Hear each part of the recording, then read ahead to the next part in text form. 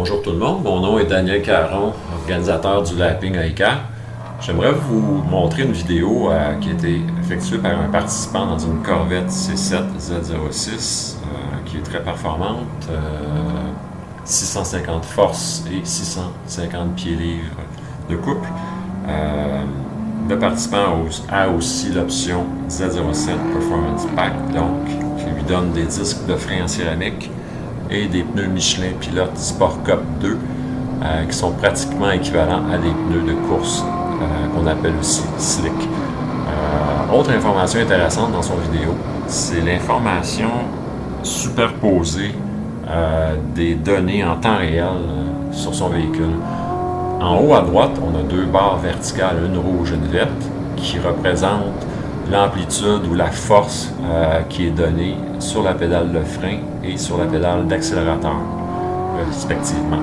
En bas à droite, on a l'angle de braquage qui représente l'input ou l'amplitude du volant dans une direction ou l'autre. En piste de course, on vous rappelle qu'on dépasse rarement 120 degrés, vous allez le voir dans la vidéo.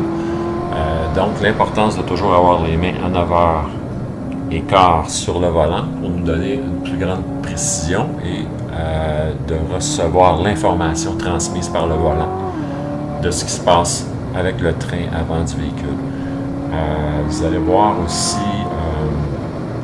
les forces G qui sont affichées en bas à gauche. Ça, c'est un peu moins important. Et en dernier, un petit icône blanc, donc un icône blanc qui est en dessous de nos barres rouges et vertes d'accélération et de freinage, qui représente le système de contrôle de stabilité de la Z06. Donc, dans des cas trop extrêmes de survirage ou de glissement, l'ordinateur va rattraper le véhicule, soit en modulant la puissance au moteur ou en modulant un des freins ABS aux quatre coins du véhicule. Donc, on va remarquer ici que la ligne du véhicule, sa trajectoire de course, elle est très bonne. Puis bientôt, on va pouvoir vous expliquer les façons de dépasser chez ICAR, qu'on appelle les dépassements par point buy. Donc, vous allez voir ici que la Corvette rattrape ce qu'on appelle dans le jargon le trafic devant elle, les véhicules un peu plus lents qu'elle. Donc, c'est pas parce qu'on a un véhicule de 650 forces qu'on peut dépasser n'importe où sur un circuit en mode lapping. Le lapping, ce n'est pas une course. Donc, on attend la permission de dépassement adéquate avant d'effectuer un dépassement. On veut tout rapporter nos véhicules chez nous. C'est nos véhicules qu'on a besoin le lendemain. On ne veut pas causer d'incidents ou causer trop d'agressivité en piste. C'est très important au lapping. On ne tolère pas ça. Alors, on vous invite à respecter les consignes de dépassement. On approche bientôt la première zone de dépassement permise dans cette session ici. C'est une session de niveau intermédiaire, donc 4 zones de dépassement. On va remarquer que la Mustang manque un petit peu son virage ici. Elle commence à apercevoir dans ses miroirs qu'elle a un participant derrière elle très rapide. On va voir le point de buy donné par la gauche. On regarde le bras du participant en Mustang pointé vers la gauche. La Corvette a donc pris cette permission de dépassement et elle a effectué le dépassement correctement.